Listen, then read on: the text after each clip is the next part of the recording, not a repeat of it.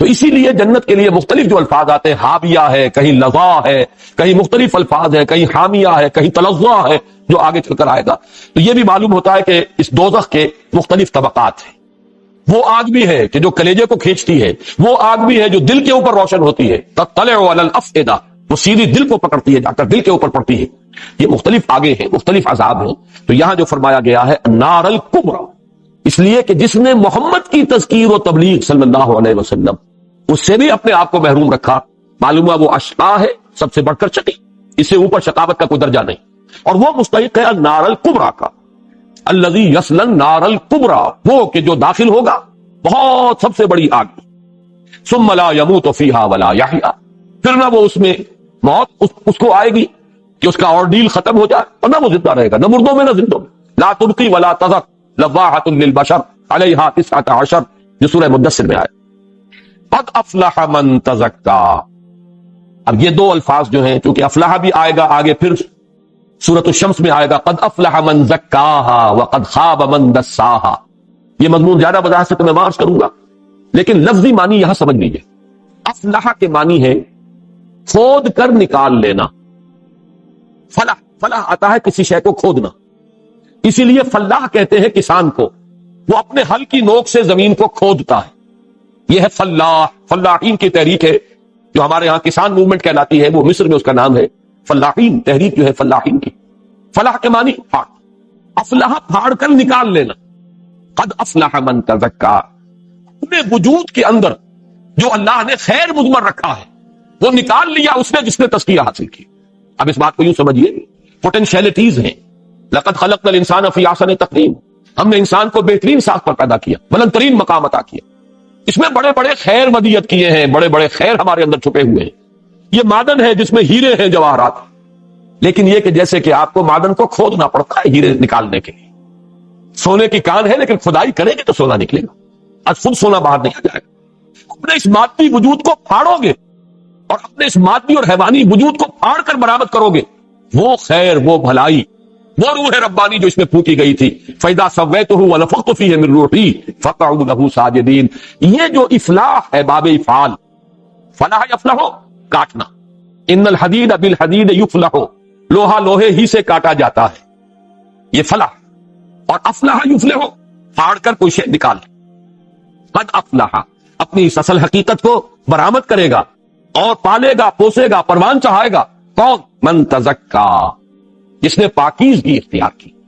اب دیکھیے اسی سورہ مبارکہ میں لفظ ذکر بھی آیا، تسبیح بھی آیا، پھر فلاح کا لفظ آیا. یہی چیزیں جو بعد میں جا کر واضح ہوئی ہیں. قد افلح المؤمنون الذین هم فی صلاتهم خاشعون والذین هم عن اللغو معرضون والذین هم للزکاة فاعلون والذین هم لفروجهم حافظون. یہ اوصاف ہیں، یہ شرطیں ہیں. یہ پورے کرو گے تو تم اپنے اندر کی وہ خیر، اپنے اندر کی بھلائی اسے برآمد کرو گے، پروان چڑھاؤ گے اور فلاح سے ہمکنار ہو جاؤ.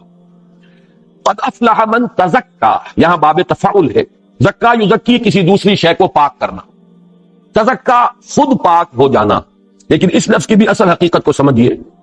اصل میں تزکیے کا عمل جو ہے، عربی لغت میں اس کا اطلاق ہے کسی باغبان کے اس عمل پر کہ جب وہ اپنے باغ میں آیا یا باغیچے میں آیا تو وہ دیکھتا ہے کچھ پودے اس نے خود لگائے ہیں، چاہے وہ پھولدار پودے ہیں یا پھلوں والے پودے ہیں.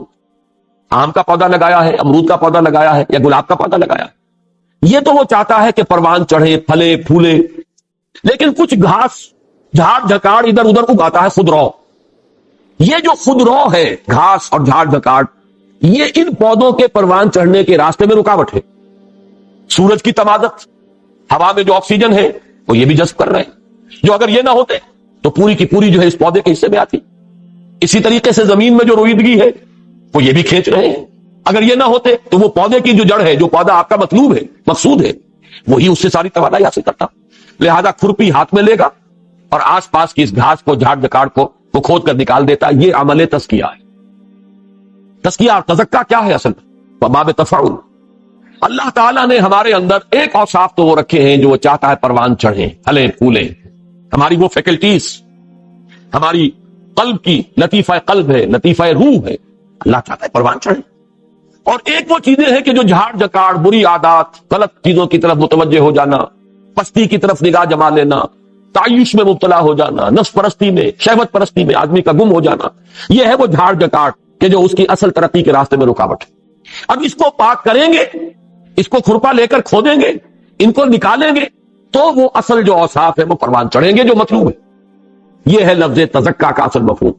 اس کو اب ذہن میں رکھیے کہ اس کے 3 مراحل ہیں۔ قد افلح من تزکا، انسان کا جو تزکیہ ہے اس کا پہلا مرحلہ ہے تزکیہ عقل و نظر۔ انسان کا ایک فکر ہے، انسان کی سوچ ہے، انسان کے نظریات ہیں، انسان کے عقائد ہیں، اگر وہ غلط ہے تو خشت اول چونے حد میں مار کا تاثریا بھی روت دیوار۔ پہلے تطہیر اور تزکیہ ہونا چاہیے انسان کے فکر و نظر کا، اس کے نظریات کا، اس کے خیالات کا، اس کے افکار کا۔ یہ تزکیے کا پہلا قدم۔ اس کو ہم کہہ سکتے ہیں کہ اس سے مراد کیا ہے، اس کا منتہا مقصود کیا ہے؟ معرفت رب، اللہ کی پہچان صحیح معنی میں، اور یا یوں کہیے کہ توحید نظری، توحید علمی، ایک اللہ کو پہچان لینا، توحید فی الذات، توحید فی الصفات۔ اگر اس کی معرفت اور شعور حاصل ہو جائے تو گویا کہ تطہیر فکر و نظر ہو گئی، تزکیہ ہو گیا آپ کے خیالات کا، نظریات کا، افکار۔ دوسرا تزکیہ ہے تزکیہ نفس و قلب، اندر کے میلانات، اندر کے رجحانات، یہ گھٹیا چیزوں کی طرف متوجہ ہو جانا، الاشتغال بالادنا، مشغول ہو جانا گھٹیا چیزوں کے اندر، زمینی خواہشات ہی جو ہے انہی کے اندر انسان کا مبتلا ہو جانا، وہی اس کا مطلوب و مقصود بن جائے۔ اس کی بجائے تزکیہ نفس و قلب کا نتیجہ کیا نکلنا چاہیے، جسے کہیں گے توحید فی الطلب یا توحید عملی، اللہ ہی مطلوب و مقصود بن جائے، لا مقصود الا اللہ، لا مطلوب الا اللہ، لا محبوب الا اللہ۔ یہ کیفیت اگر ہو گئی توحید عملی، توحید فی العبادت، اللہ ہی کی بندگی اور اللہ ہی کا طالب بن جائے، یہ ہے تزکیے کا دوسرا مرحلہ۔ پہلا ہے تزکیہ فکر و نظر، تزکیہ عقل، تزکیہ علم، نظریات، افکار کا درست ہونا۔ دوسرا ہے تزکیہ نفس و قلب، میلانات، رجحانات، اپنے مقاصد گھٹیا نہ ہو، بلند ہو، منزل ماں کبریا، مقصود و مطلوب ہو سوائے اللہ کی ذات کے اور کوئی شے نہ، لا مقصود الا اللہ، لا مطلوب الا اللہ، لا محبوب الا اللہ۔ تیسرا تزکیہ آتا ہے تزکیہ عمل، اور اس میں ظاہر بات ہے کہ تمام اعمال جو آپ کے وجود سے صادر ہو رہے وہ صحیح ہوں گے۔ جب اندر کا 2 تزکیے ہو گئے، تزکیہ فکر بھی ہو گیا، تزکیہ قلب بھی ہو گیا، عمل جو ہے اب دھلا ہوا، جیسے آپ کہتے کہ یہ تو کوثر و تسنیم میں دھلی ہوئی زبان بول رہا ہے، اسی طریقے سے پھر جو عمل نکلے گا دھلا ہوا نکلے گا، صاف و شفاف نکلے گا۔ پاک عمل جو ہے ہاتھ سے صادر ہو رہا ہو، پاؤں سے صادر ہو رہا ہو، آنکھوں سے، زبان سے صادر ہونے والا ہر لفظ جو ہے وہ دھلا ہوا ہوگا کوثر و تسنیم میں۔ کوثر و تسنیم یہ 2 لفظ آ گئے ان چشموں کے لیے، کیونکہ عقل، نظر و فکر، اس کا بھی تزکیہ ہو گیا، اور قلب، اس کے اندر سے بھی میلانات اور رجحانات جو تھے سفلی وہ نکال دیے گئے۔ اسی کا ایک حصہ یہ بھی ہے جس کو کہ سورہ مدثر میں فرمایا گیا وَثِيَابَكَ فَطَهِّرْ وَالرُّجْزَ فَاهْجُرْ۔ اب اپنے کپڑوں کو بھی پاک رکھیے، اس لیے کہ آپ کا جسم، سب سے پہلے تو آپ کے اندر آپ کا ذہن، آپ کا فکر، آپ کا قلب، آپ کے میلانات، آپ کے مقاصد، پھر آپ کے اعمال جو صادر ہو رہے ہیں، پھر وہ لباس کہ جو آپ کے جسم کو لپیٹے ہوئے ہیں۔ ہر طرح کی گندگی سے یہ جو اضافی آلودگی ہو سکتی ہے لباس کی، اس سے بھی جیسے کہ فرمایا وَثِيَابَكَ فَطَهِّرْ وَالرُّجْزَ فَاهْجُرْ۔ لیکن یہ سارے منزل کون جو پوری کر لے گا وہ ہوگا قد افلح، قد افلح من تزکا وذکر اسم ربہ فصلی۔ اس تزکیے کا ایک مظہر ہے، پھر اس نے یاد کیا اپنے رب کے نام کو اور پھر نماز پڑھی۔ یہاں پھر وہ ساری بحث جو کل ہم کر چکے ہیں، اسم سے مراد کیا ہے؟ اسم سے مراد مسمى بھی ہو سکتا ہے، اللہ کو یاد کیا، اور اسم چونکہ اللہ تعالیٰ کی یاد ہمارے پاس ذریعہ اس کا کیا ہے؟ اسماء ہے۔ ذکر اسم ربہ، اس نے یاد کیا اللہ کے نام، پکارا اللہ کو، جیسے کل میں آپ کو آیت بتا چکا ہوں سورہ اعراف کی کہ وَلِلَّهِ الْأَسْمَاءُ الْحُسْنَى فَادْعُوهُ بِهَا وَذَرُوا الَّذِينَ يُلْحِدُونَ فِي أَسْمَائِهِ۔ ان ناموں کے ضمن میں کوئی الحاد نہیں ہونا چاہیے۔ یہ سورت اب آپ نے دیکھا اس اعتبار سے ممیز ہے کہ شروع میں تسبیح کا حکم بھی آیا تو سبح اسم ربک الاعلی، یہاں پر بھی فرمایا وذکر اسم ربہ فصلی، اس نے نام لیا اپنے رب کا، یاد کیا اور پھر نماز پڑھی۔ در حقیقت پہلے ہے ذکر، نام اللہ کا، اور پھر ہے اللہ کی طرف متوجہ ہونا، اس لیے کہ صلاۃ کا جو مادہ ہے صاد لام یا، اس کے کئی مفہوم ہیں۔ اقدام الی الشیء، توجہ کسی شے کی طرف کرنا، کسی چیز کی طرف آگے بڑھنا، اسی طریقے سے حرکت جو ہے پیدا کرنا اپنے جسم کے اندر، یہ تمام چیزیں جو ہے تاپنے کے معنی میں بھی آتا ہے۔ آپ اگر آگ کے سامنے بیٹھے ہوئے آگ تاپ رہے ہیں، یہ بھی صاد لام یہ ہے۔ تو اس اعتبار سے اس کے تمام مفاہیم کو جب جمع کیا گیا تو نماز میں سب سے پہلے کیا ہے؟ اللہ کی طرف توجہ، انی وجہت وجہی للذی فطر السماوات والارض حنیفا وما انا من المشرکین۔ پھر اللہ سے ہم کلامی، اقدام، وہ انائے صغیر اور انائے کبیر کے مابین مکالمہ، اور اس کا نتیجہ وہ روح جو ہے اندر، اس میں ایک حرارت پیدا ہو، عشق خدابندی کی حرارت اس کے نتیجے میں پیدا ہونی چاہیے، جس کو تاپنے سے تعبیر کیا جاتا ہے، تو اس کی وہ بھی ایک کیفیت جو ہے نماز میں پیدا ہو جانی چاہیے، جس کی کہ مجھے یاد آ گئی، اس کی سب سے بڑی کیفیت وہ ہے جو حضور کی رات کی نمازوں میں ہوتا تھا۔ آپ باجماعت جب نمازیں پڑھتے تھے لوگوں کے ساتھ، تو میرے علم میں نہیں ہے کہ وہ کیفیت کبھی باجماعت نماز میں حضور کی ہوئی ہو، لیکن جب رات کو آپ کھڑے ہوتے تھے تو آپ کے سینے میں سے ایسی آوازیں آتی تھی کہ جیسے کوئی ہانڈی جو ہے چولہے پر چڑھی ہوئی ہے، جیسے اس کے اندر کھدبت کھدبت کی آواز آتی ہے جبکہ پانی ابل رہا ہو، ایسی آوازیں آتی تھی محمد رسول اللہ صلی اللہ علیہ وسلم سینے سے۔ یہ وہ حرارت ہے، یہ ہانڈی پک رہی ہے اندر، اور یہ کس سے میں پک رہی ہے؟ یہ عشق خداوندی، محبت خداوندی کی آگ ہے کہ جو بھڑک اٹھی ہے اس وقت۔ یہ ہے نماز کا اصل باطن، نماز کی اصل کیفیت ہے۔ لیکن یہ ہے کہ مجمع میں ہونے والی یہ بات نہیں ہے، مجمع میں تو نماز کے قواعد، ضوابط، اس کے اندر دوسرے پہلو ہوں گے۔ باجماعت نماز سوائے فجر کے زیادہ طویل نہیں ہونی چاہیے، کچھ پتہ نہیں کوئی ضعیف ہے، کوئی مریض ہے، کوئی مسافر ہے، یہ لیکن اپنی نماز اس میں آپ کو اختیار حاصل ہے، ایک ایک سجدہ جو ہے آدھے گھنٹے کا کیجئے۔ کیفیت ہوتی ہے کسی وقت انسان کی کہ جی چاہتا ہی نہیں کہ سجدے سے سر اٹھائے، کوئی بات، لیکن یہ کہ وہ نماز اور ہے، یہ نماز اور، اس کے آداب اور ہے، اس کے آداب اور۔ بعض حضرات انہی چیزوں کو اندر فرق و امتیاز نہ کرنے کی وجہ سے گڑبڑ کرتے ہیں۔ احناف کے نزدیک فرض جماعت بڑی ہلکی ہونی چاہیے، اس میں لمبے لمبے سجدے اور لمبے لمبے جو ہے رکوع والی بات جو ہے درست نہیں ہے، اس لیے کہ جماعت ہے، نہیں معلوم کس کا کیا معاملہ ہے، کوئی ضعیف ہے۔ کبھی ایسا ہوتا تھا کہ عورتیں بھی جماعت میں شریک ہوتی تھی، صرف یہ کہ ان کی صف پیچھے ہوتی تھی، کسی کا کوئی بچہ رو رہا ہے، اب اس بیچاری کی اپنی جو کیفیت ہوگی، اس کو کہاں نماز کی طرف اس وقت دل لگے گا جبکہ بچے کے رونے کی آواز آ رہی ہے۔ اس اعتبار سے فرض نمازوں کی کیفیت کچھ اور مطلوب ہے، اور اصل میں وہ رات کی نماز جو ہے اپنی انفرادی نماز، اس کی کیفیت اور ہے۔ بہرحال اس سے وذکر اسم ربہ فصلی، بعض مفسرین نے اشارہ کیا ہے، میں نہیں سمجھتا کہ یہ اس کا لازمی مفہوم اور مدلول ہے، لیکن اشارہ ہے، اور وہ اشارہ یہ ہے کہ جمعے کی نماز پہلے خطبہ ہے، اللہ کا ذکر ہے، تذکیر ہے، جیسے کہ فذکر ان نفعت ذکرہ کے حوالے سے میں بیان کر چکا ہوں۔ حضور اسی لیے جمعے کی نماز میں سورہ مبارکہ کو پہلی رکعت میں پڑھتے تھے، تو اس لیے یہاں پر جو ہے مراد ہے وہ نماز جمعہ، کہ اس اللہ کا نام بھی لو، اس کا ذکر بھی کرو، تذکیر بھی کرو خطبے میں، فصلی، اور پھر نماز پڑھی۔ تو یہ جو ترتیب ہے ہمارے ہاں، پہلے خطبہ ہے، اور یہ خطبہ بھی ذکر ہے، اللہ کی یاد ہے، تذکیر ہے قرآن کے ذریعے سے، اور اس کے بعد نماز پڑھی۔ بل تؤثرون الحیات الدنیا، یہ مضمون بارہا آ چکا اس سے پہلے، لیکن تمہاری کیفیت یہ ہے کہ تم دنیا کی زندگی کو ترجیح دیتے ہو، والآخرۃ خیر وابقیٰ، جبکہ آخرت ہے بہتر بھی اور باقی رہنے والی، سب سے زیادہ باقی رہنے والی، ابقیٰ، یہ بھی افعل التفضیل کا صیغہ ہے، سب سے زیادہ باقی رہنے والی۔ اس اعتبار سے اصل فیصلہ کن بات یہ ہے کہ انسان طالب آخرت ہے یا طالب دنیا۔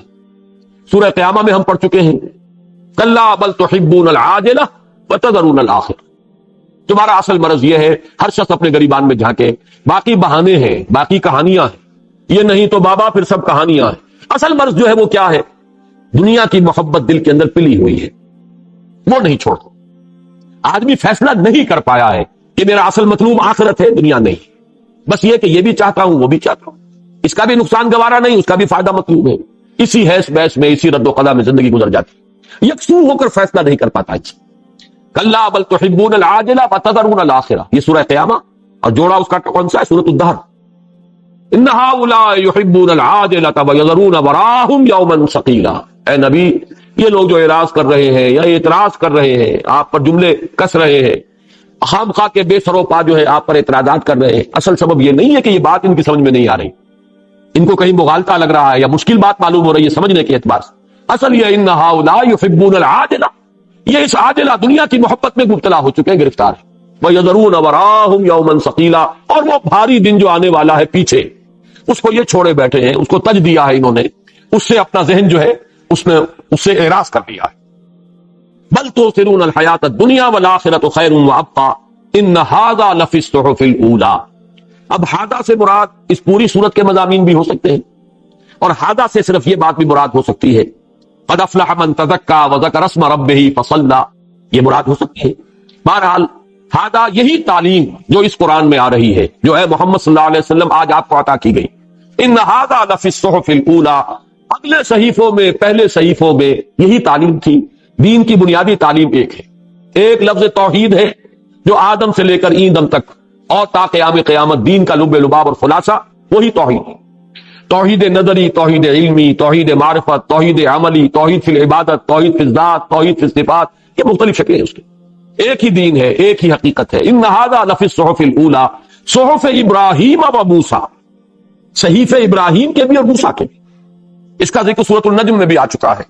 ام لم ینبأ بما فی الصحف الاولی صحف موسیٰ و ابراہیم الذی وفی، یہ صحیفے جو ہے اس کے بارے میں ایک اشکال میرے ذہن میں ہمیشہ سے رہا ہے، کبھی کبھی میں نے تذکرہ بھی کیا ہے، لیکن یہاں مجھے اب ایک قول ملا ہے تو روایت حدیث، لیکن یہ کہ اس کی سند جو ہے میں تلاش نہیں کر سکا۔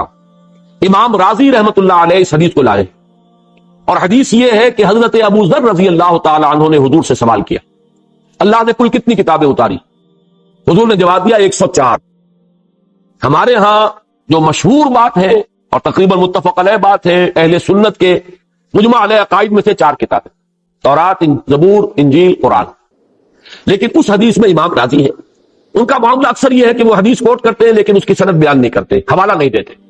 اکثر و بیشتر میں نے یہ دیکھا کہ ان کی احادیث صحیح ہوتی ہیں، لیکن یہ کہ وہاں ان کی عادت نہیں ہے اب تو یہ کہ کوئی شخص جو ہے تخریج کرے ان کی تمام روایات کی جو انہوں نے اپنی تفسیر میں بیان کی ہیں، لیکن میں ان کے نام کو بھی اس حد تک ضرور اہم سمجھتا ہوں کہ ان کے حوالے سے یہ بات آپ کو بتا رہا ہوں کہ حضرت ابو ذر رضی اللہ تعالیٰ عنہ نے حضور سے سوال کیا کہ کل کتنی کتابیں اللہ نے نازل فرمائی؟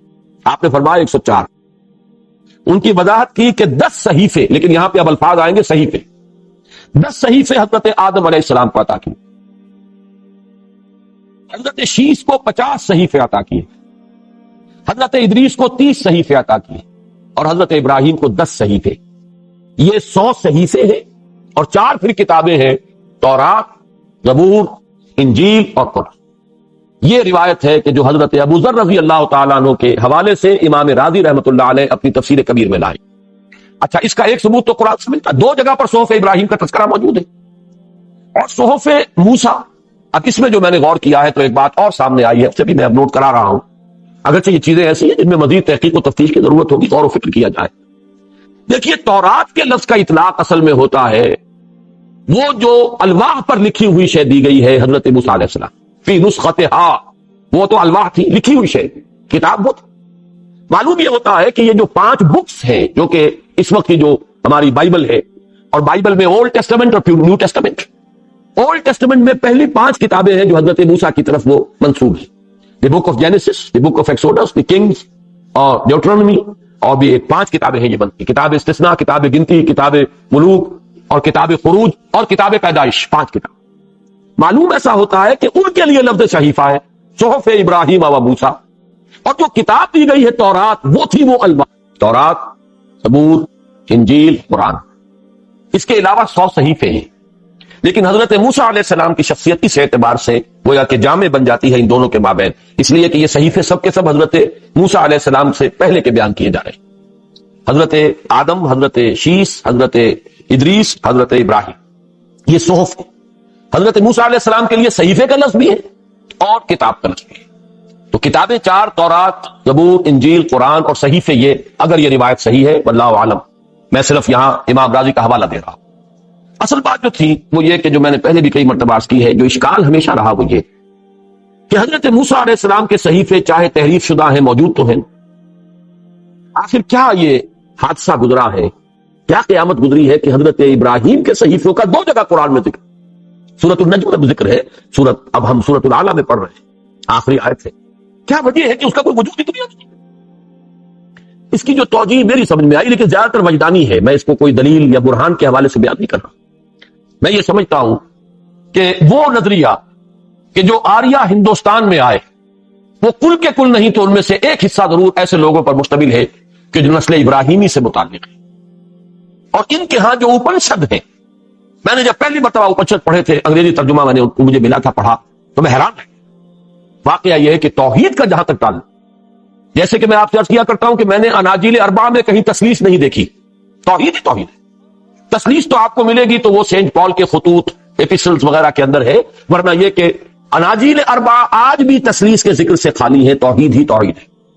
اسی طریقے سے اپنشد کے اندر آپ کو توحید ملے گی، بلند ترین سطح کی توحید، وہ توحید ہے کہ جس کو ہم وحدت الوجود سے تعبیر کرتے ہیں، اگرچہ عام آدمی نہیں سمجھ پاتے اور وہ اسے پینتھیزم یا ہماؤس سے تعبیر کر کے اسے کفر قرار دے دیتے ہیں، لیکن ہمارے ہاں جو فلاسفہ، حکما اور صوفیاء کا ایک طبقہ ہے جو وحدت الوجود کا قائل ہے، وہ ظاہر بات ہے توحید کی بلند ترین شکل ہے وہ، جس کو وہ بیان کرتے ہیں کہ لا موجود الا اللہ۔ جیسے آج میں نے کہا لا معبود الا اللہ، یہ توحید کی بنیادی صورت ہے، لا معبود الا اللہ۔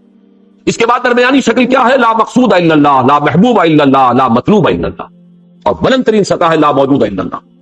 لیکن اس کی توجیہ مشکل ہے، اور اس کے اندر ہی آدمی ٹھوکر کھاتا ہے اور وہ کھائی میں جا گرتا ہے۔ اس اعتبار سے بال برابر ہے، اصل میں فرق جو ہے وہاں پر، لیکن وحدت الوجود توحید کی بلند ترین صورت ہے، ہماؤس یا پینتھیزم یہ بدترین شرک ہے۔ یہ ہے اصل میں ذہن میں رکھیے کہ میرا گمان یہ ہے کہ اپنشد جو ہے وہ صحف ابراہیم ہی کی تحریف شدہ شکل۔ مجھے جو زیادہ اس پر تقویت حاصل ہوتی ہے وہ ایک تو اس اعتبار سے کہ ان کے ہاں برہما کا لفظ جو آیا کہاں سے؟ برہما، حضرت ابراہیم کو انہوں نے ڈیٹی بنا لیا ہے، معبودوں کی فہرست میں شامل کر دیا۔ حالانکہ اور یہ معاملہ کیا اگر عیسائیوں نے جو کچھ حضرت عیسی کے ساتھ کیا، وہ تو حضرت ابراہیم کے 2000 برس بعد آ رہے ہیں، تو اگر ان کے ساتھ یہ کچھ کر دیا گیا تو حضرت ابراہیم کے ماننے والے انہوں نے کیا کچھ کیا ہوگا حضرت ابراہیم کے ساتھ، اس کا آپ تصور کر لیجیے۔ اور اگر ہمیں قرآن نہ بتاتا کہ اصل عیسیٰ تو یہ ہے، ذالک عیسی ابن مریم قول الحق الذی فیہ یمترون، یہ ہے اصل حقیقت عیسیٰ ابن مریم کی، اگر یہ ہمیں پتہ نہ ہوتا تو ہمیں کیسے معلوم ہوتا کہ حضرت عیسیٰ اللہ کے رسول ہو جائیں گی؟ اس لیے کہ ایک روحانی لذت انسان کو اس سے بھی تو ملتی ہے کہ وہ جو ایک شعر میں نے کئی بہت مرتبہ پڑھا ہے کہ نشہ پلا کے گرانا تو سب کو آتا ہے، مزہ تو تب ہے کہ گرتوں کو تھام لے ساقی۔ کسی ایک گمراہ کو آپ ہدایت کی راہ پر لے آئے اور اس کی عاقبت آپ نے سنوار لی، کیا اس میں کم لذت ہے؟ اللہ کے ساتھ اپنا قلبی رشتہ اور روحانی رشتہ استوار کر کے بیٹھے رہنا اس کا ایک سرور ہے اپنا۔ لیکن جب انسان دیکھتا ہے میری محنت سے، میری کوشش سے، میری تگ و دو سے فلاں شخص دلدل سے نکل آیا، وہ جہنم کی طرف جا رہا تھا، بگ ٹوٹ، اور اب اس کا رخ مڑ گیا ہے، اب وہ کدھر آ رہا ہے؟ خیر کی طرف، بھلائی کی طرف، نیکی کی طرف، اس کی زندگی میں انقلاب آیا۔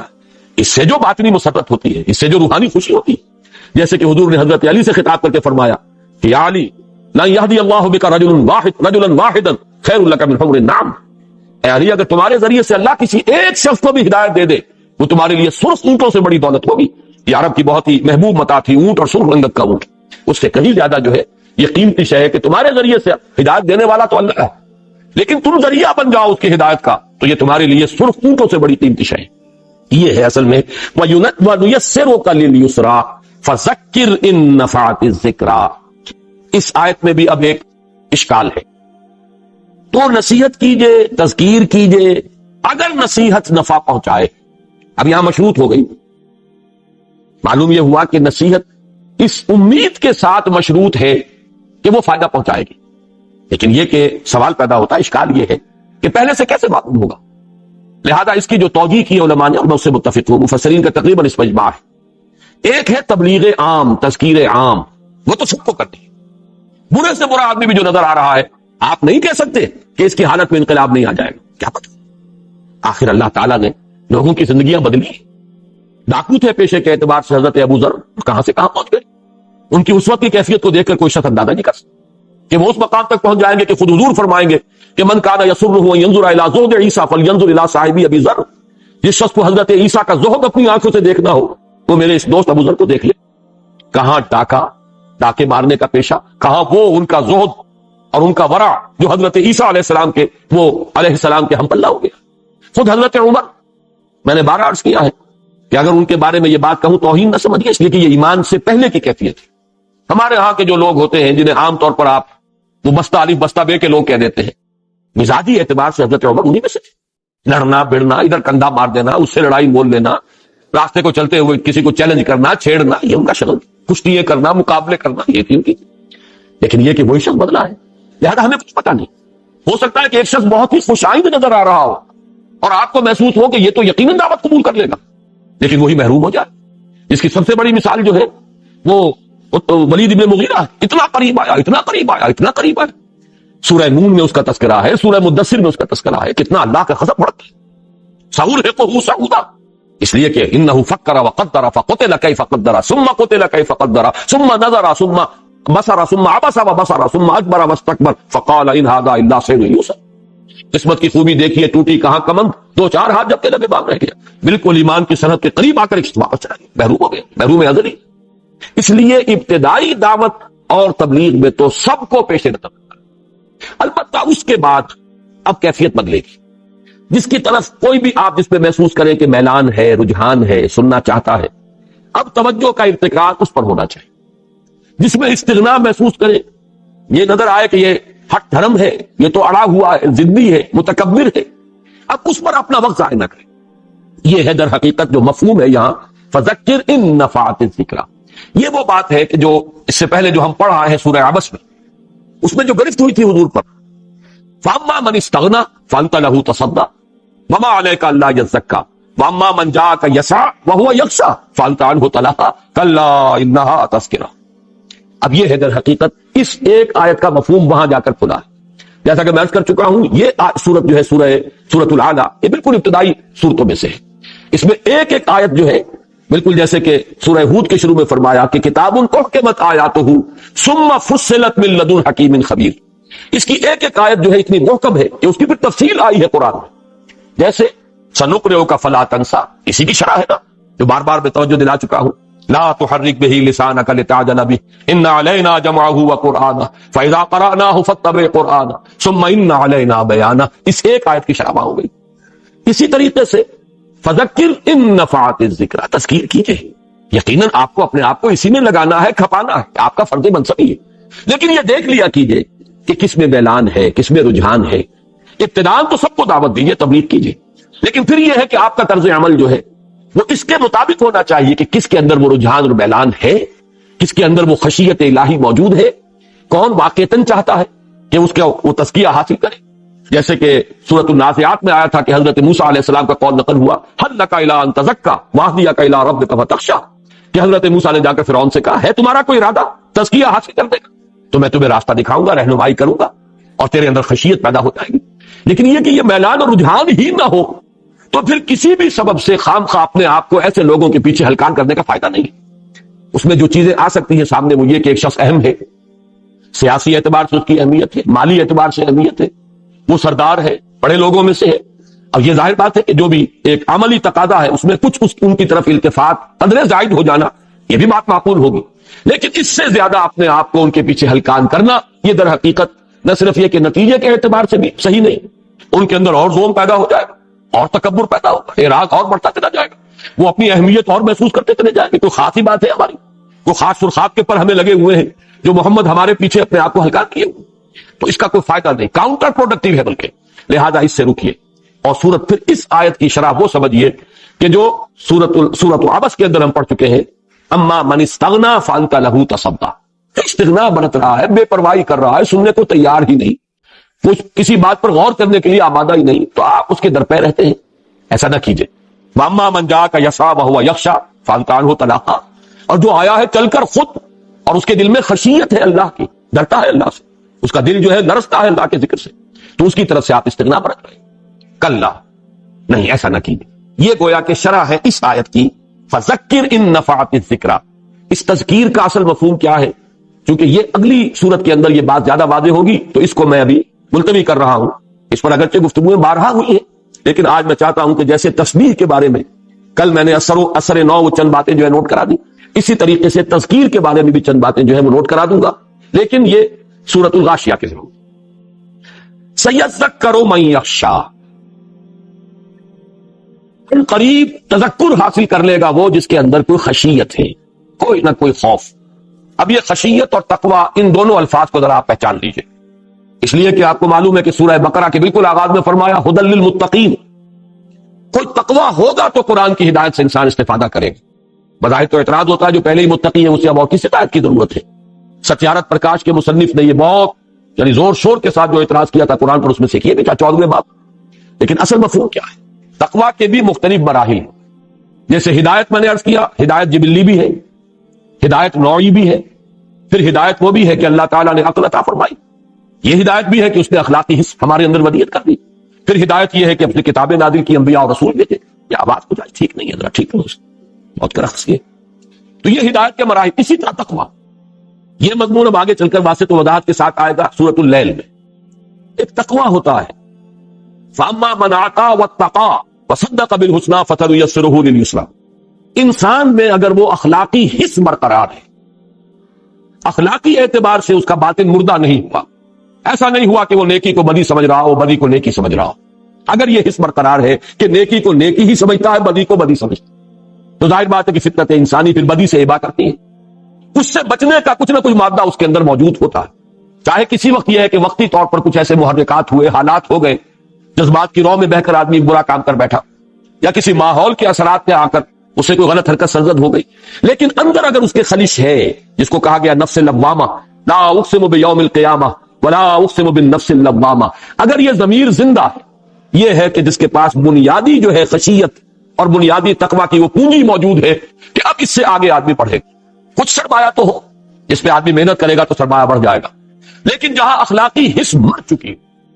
یہ وہ مرحلہ ہے کہ اب اس کے لیے قرآن اس کے لیے مفید نہیں ہے، قرآن سے اس کو ہدایت نہیں ملے گی، اخلاقی حس انسان کے اندر برقرار رہے، جسے کانٹ نے دی مورل لا ودن کہا کہ ذات باری تعالیٰ کے لیے سب سے بڑے دو ثبوت کیا ہے؟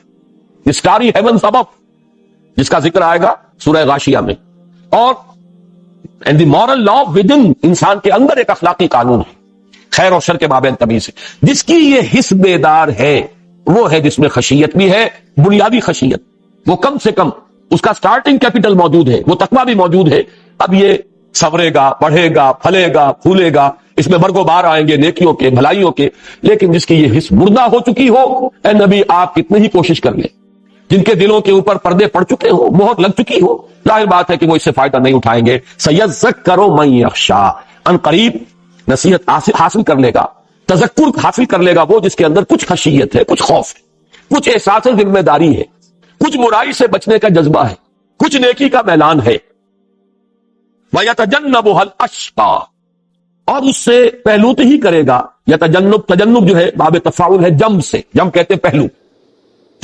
تجنب پہلوت ہی کرنا، کلنی کترا جانا، بچ کر نکل جانا، یہ تجنب ہے، وَيَتَجَنَّبُهَا الْأَشْقَى، اور اس نصیحت سے، اس تذکیر سے پہلوت ہی کرے گا وہ جو نہایت شقی ہے۔ یہاں بھی ایک سوال پیدا ہوتا ہے کہ یہاں شقی کا لفظ نہیں آیا، اشقیٰ کا ہے، سب سے بڑھ کر شقی، یہ کس وجہ سے؟ ایک رائے تو یہ بھی ہے کہ یہ محض قوافی یا فواصل کی رعایت ہے، چونکہ یہاں پر وہی ایک ردم چل رہا ہے، لہذا یہاں اشقیٰ کہہ دیے، یہ بات صحیح نہیں ہے۔ یہ بات تو ہم کہہ سکتے ہیں کہ کہیں پر کوئی اضافی جو ہے حرف شامل کر دیا جائے، لیکن یہ کہ ایک لفظ کی حیت بدل جائے، اس کی جو ہے نوعیت تبدیل ہو جائے صرف قوافی یا فواصل کی رعایت کے لیے، یہ اللہ تعالیٰ کے کلام کے شایان نشان نہیں۔ اشقیٰ یہاں آیا ہے اور بالکل بامانی طور، اس کی وجہ کیا ہے؟ دیکھیے، تذکیر میں زمین و آسمان کا فرق ہے۔ ایک تذکیر وہ ہے جو میں کر رہا ہوں یا آپ میں سے کوئی شخص کرے، ہمارے اپنے دامن پر داغ ہیں، دھبے، لوگوں کو یہ کہنے کا موقع ہے فزیشن ہیل تھائی سیلف، پہلے اپنے آپ کو دیکھو، اپنے دامن کے داغ اور دھبے دیکھو، پھر آ کے ہم سے بات کرنا۔ ہمارے بارے میں 100 شکوک و شبہات لوگوں کے ذہنوں میں آ سکتے ہیں، لیکن ایک تذکیر ہے اللہ کے کسی نبی کی جس کا دامن پاک صاف، جس کی پوری شخصیت، کردار ابو ڈاؤٹ، اور پھر یہ کہ انبیاء کرام میں محمد الرسول اللہ صلی اللہ علیہ وسلم۔ اب آپ کی تذکیر سے پہلو ہی وہی کرے گا جو اشقیٰ ہے، صرف شقی نہیں۔ یہ در حقیقت بلند ترین افضل التفصیل کا جو صیغہ ہے، کیوں آیا افضل التفصیل؟ کہ آپ کی تذکیر، جیسے کہ سورہ سجدہ کی اس آیت کا میں نے پچھلے دنوں کئی مرتبہ تذکرہ کیا ہے، وَمَنْ أَظْلَمُ مِمَّنْ ذُكِّرَ بِآيَاتِ رَبِّهِ ثُمَّ أَعْرَضَ عَنْهَا إِنَّا مِنَ الْمُجْرِمِينَ مُنْتَقِمُونَ، اس سے بڑھ کر ظالم کون ہوگا جسے تذکیر کرائی جا رہی ہو اس کے رب کی آیات کے ذریعے سے۔ ایک تذکیر ہے، وعظ ہے، مثنوی ہے مولانا روم سے آدمی بات کر رہا ہے، یا جو حکایتیں ہیں شیخ سعدی کی اس سے واز کہہ رہا ہے، یا کوئی اپنا فلسفہ، اپنی منطق بگاڑ رہا ہے، یہ بھی ٹھیک ہے، اچھی بات ہے، صحیح فلسفہ ہے، صحیح منطق ہے، صحیح حکایات ہے، اولیاء اللہ کے واقعات ہیں، ان سے بھی تذکیر ہوتی ہے۔ لیکن ایک تذکیر ہے پہ آیات رب پہ ہی، اس کے رب کی آیات کے ذریعے سے اسے تذکیر کی جا رہی ہے، ثم اعرض عنہا، پھر بھی وہ اعراض کرے اس سے، اس سے بڑا ظالم اور کون ہو؟ اب یہاں پر بھی تذکیر کرنے والا ایک تو آیات رب کے ذریعے سے تذکیر کرا رہے ہیں محمد صلی اللہ علیہ وسلم، پھر دیکھو مذکر کون ہے، تذکیر کرانے والے کون ہیں، جن کو الصادق الامین کا خطاب اس معاشرے نے دیا، جن کے بارے میں ان کا کٹر دشمن ابو جہل بھی یہ نہیں کہہ سکا کہ انہوں نے کبھی جھوٹ بولا ہے۔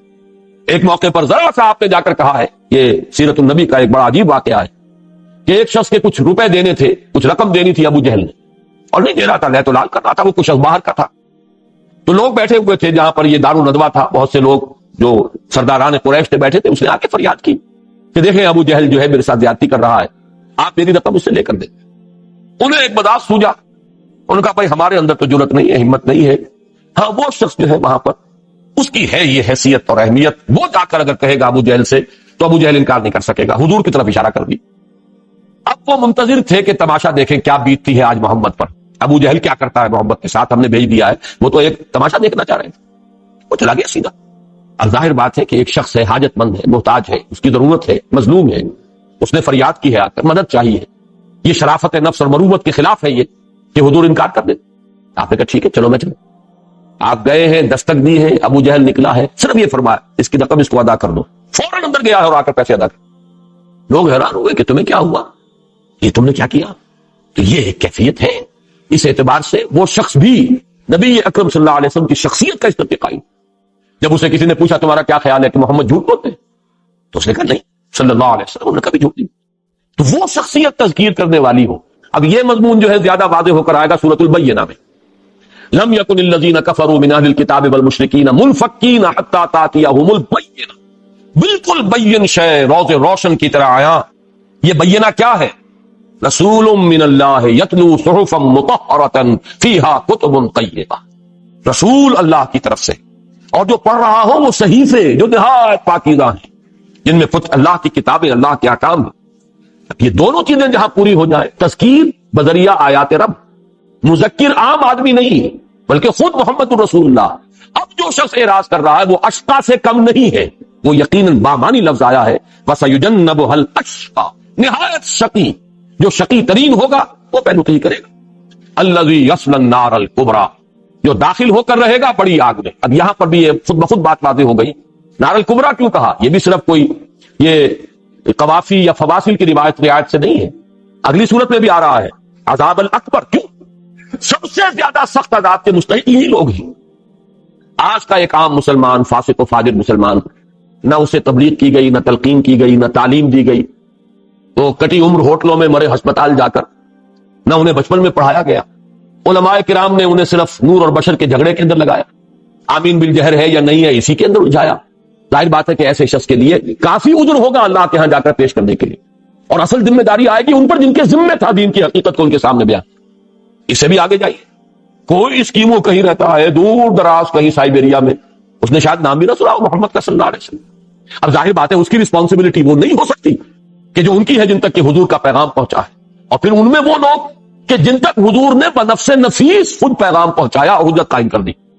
اب وہ آگ کا جو سب سے بڑا درجہ ہے، سخت ترین، وہ ان کے لیے، جیسے جنت کے بھی مدارج ہیں، درجات ہیں، نچلے درجے کی جنتیں ہیں، اونچی ہیں، یہ میں آگے چل کر انشاءاللہ سورۃ الفجر میں بیان کروں گا کہ وہ قصہ زمین برسر زمین جب طے ہوگا تو معلوم ہوتا ہے کہ جہنم بھی یہی ہے، اسی زمین کے کرے کے پھٹنے سے، اور اس کو جب کھینچا جائے گا وَإِذَا الْأَرْضُ مُدَّتْ وَأَلْقَتْ مَا فِيهَا وَتَخَلَّتْ، اس کے اندر جو آگ ہے وہی نکل آئے گی، وہی جہنم ہوگی۔ اور معلوم ہوتا ہے کہ پہلی جنت، ادنا ترین جنت، وہ اسی زمین کے اوپر ہوگی۔ البتہ یہ ایک واحد جنت نہیں ہے، جنتیں ہیں، جنت الفردوس جس کے بارے میں سورۃ النجم میں ہم پڑھ آئے ہیں کہ وہ تو سدرۃ المنتہا، جو عالم خلق جو ہے اس کی انتہا ہے، جس سے آگے اب حریم ذات ہے، جس سے آگے حضرت جبرائیل کے بھی پر جو ہے وہ جلتے ہیں، اور وہ ان کی بھی رسائی نہیں ہے، وہ جنت الماوا تو وہاں ہے۔ اب یہاں سے لے کر زمینی جنت سے لے کر اور سدرۃ المنتہا کی جنت الماوا، اندہا جنت الماوا، وہ جنت الماوا تک کروڑ ہاتھ درجے ہوں گے جنتوں کے۔ اور جیسے کہ حدیث میں نے آپ کو بارہا سنائی، حضور نے فرمایا اتنا فرق و تفاوت ہوگا جنتوں کے اندر کہ ایک نچلے درجے کا جنتی اپنے سے اوپر والی جنت کو ایسے دیکھے گا جیسے تم زمین پر بیٹھ کر ستاروں کو دیکھ۔ جس طریقے سے جنت کے مدارج ہیں ایسے ہی درجات جو ہیں وہ آگ کے بھی ہیں۔ خود منافقین کے بارے میں فرمایا ان المنافقین فی الدرک الاسفل من النار،